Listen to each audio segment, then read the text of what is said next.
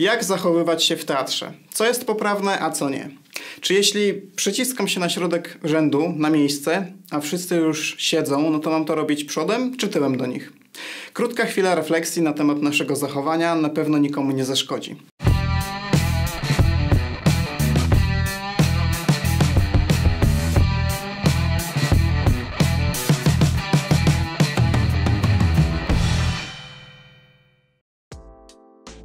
Cześć, witajcie, z tej strony Grzesik Orlikowski z kanału Bliżej Sceny i dzisiaj pogadamy sobie co nieco o zachowaniu w teatrze, o tym co powinniśmy robić i o tym czego nie powinniśmy robić, tak więc nie przedłużając, zaczynamy. Nie chcę, aby ten odcinek zabrzmiał jak nagana wychowawcy w szkole, gdzie obecnym na zajęciach dostaje się za nieobecność kolegów i koleżanek, ale może właśnie tak wyjść, że akurat będą oglądać go osoby, które wiedzą jak się zachowywać albo też same występują. I mówiąc o właściwym zachowaniu w teatrze, nie mam na myśli tylko stricte budynku teatru, ale też w szkole, hali sportowej, domu kultury, w zasadzie wszędzie, gdzie będziemy uczestniczyć w spektaklu.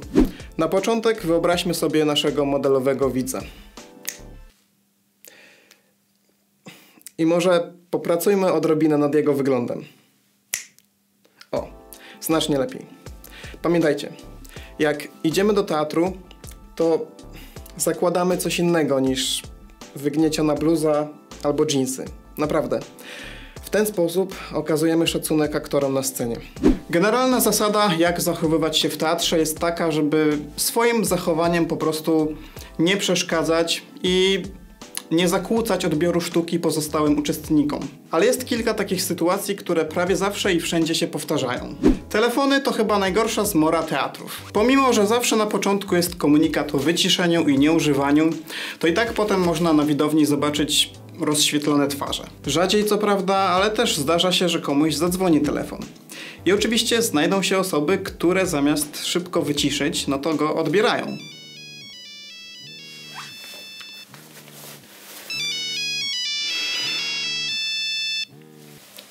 No, cześć.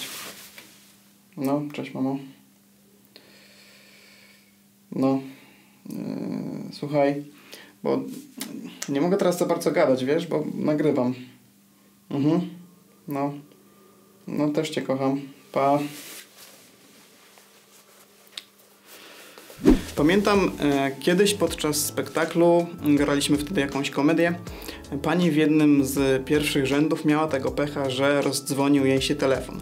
Ta go odebrała, coś tam zaczęła mówić, no i na to nasz kolega aktor przerwał grę, no i zawołał do niej: proszę pozdrowić od Wiktora!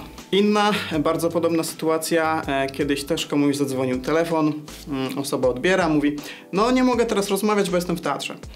Na to aktor przerywa grę i woła do tej osoby: a ja myślałem, że w cyrku. Jeszcze innym razem, jak graliśmy dla szkoły, gimnazjum wtedy jeszcze było, to wszyscy właśnie siedzieli w telefonach i powodowało to tak duże zakłócenia, że nie mogliśmy sterować sprzętem. Do teatru powinniśmy przychodzić przynajmniej 15 minut przed spektaklem.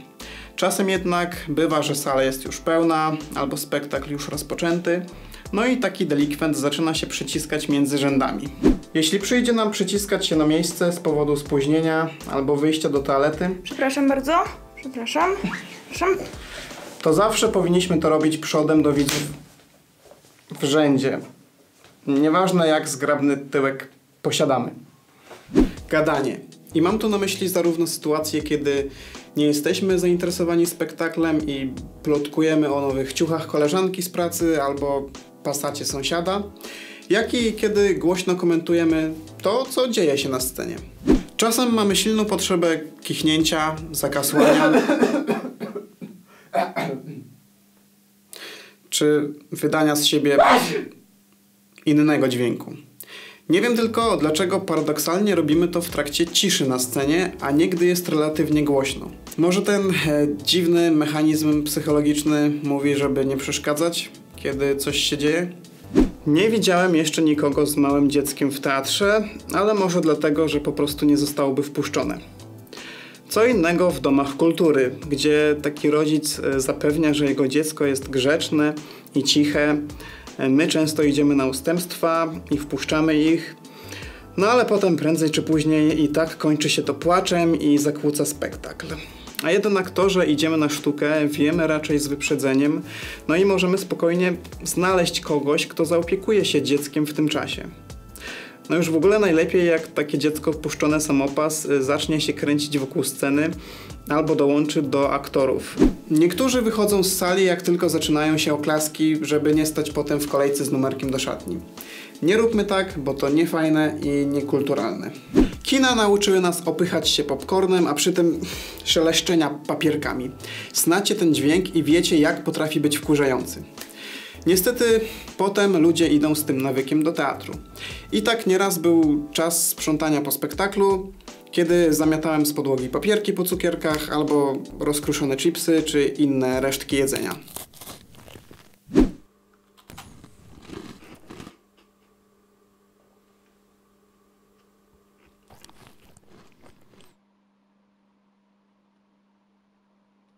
Wiemy już, czego nie należy robić. A co należy? Spektakl jest dialogiem pomiędzy aktorami a publicznością. Są sytuacje, kiedy aktor wręcz pożąda tej reakcji od widza. Czasem spektakle burzą czwartą ścianę, no i spontaniczne reakcje są wymagane. Są też sytuacje, w których aktorzy robią nawet krótkie pauzy na śmiech bądź oklaski. Nie wzbraniajmy się przed tym, bo dzięki temu aktorzy wiedzą, że to, co dają z siebie, jest dobre i wywołuje konkretne emocje. Kultura zachowania w teatrze zmieniała się na przestrzeni czasu. Kiedyś na porządku dziennym było obrzucanie aktora zgniłymi jajkami i pomidorami. W ogóle taka ciekawostka, często pomidory kojarzą nam się z facetem w rajtuzach, gadającym do czaszki, czyli epoką Szekspira. A tak naprawdę pierwsze wzmianki o tych warzywach w europejskich książkach kulinarnych pojawiły się dopiero w 1752 roku, czyli 200 lat później. A głośne dyskutowanie o spektaklu w trakcie spektaklu też było na porządku dziennym. No to po co teraz jakieś takie dziwne przepisy? Podam dwa powody, które myślę, że do Was przemówią. Po pierwsze, całe to wyciemnianie sali i tak dalej, nie ma na celu tylko pokazania ładnych kolorów za pomocą oświetlenia. Wszystkie te bariery związane ze światłem, oprócz jakiegoś efektu artystycznego, mają sprawić, byśmy właśnie maksymalnie skupili się na sztuce, a wszelkie, nazwę to, przeszkadzajki i rozpraszacze nam to utrudniają. Poza tym uważam, że z czystego ludzkiego szacunku do siebie nawzajem powinniśmy pilnować naszego zachowania. Nikt z nas nie lubi, jeśli ktoś nam przeszkadza w oglądaniu ulubionego serialu na Netflixie. Więc dlaczego w teatrze ma być inaczej?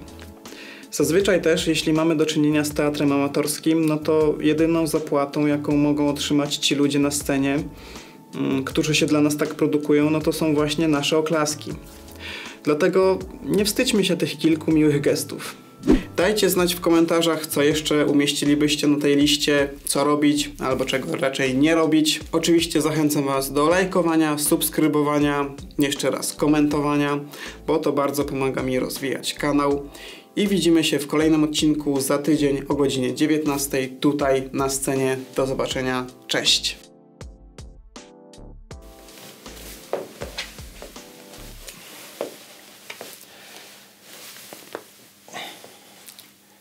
Paulina?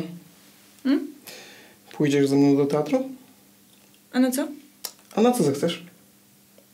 Okej. To idziemy.